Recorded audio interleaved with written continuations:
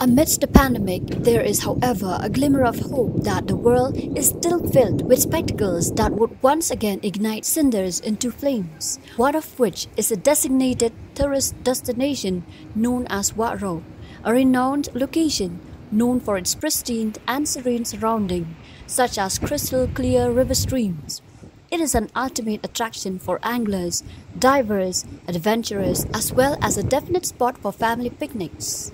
The aforementioned destination is under the supervision of the Joint Committee of Ilaka Sobar and Ilaka Nongri, and as of the 28th of November 2020, a cleaning campaign was initiated with an objective to shed light on the significant need to maintain cleanliness, to eradicate the notion of contaminating the region by dumping of waste and others.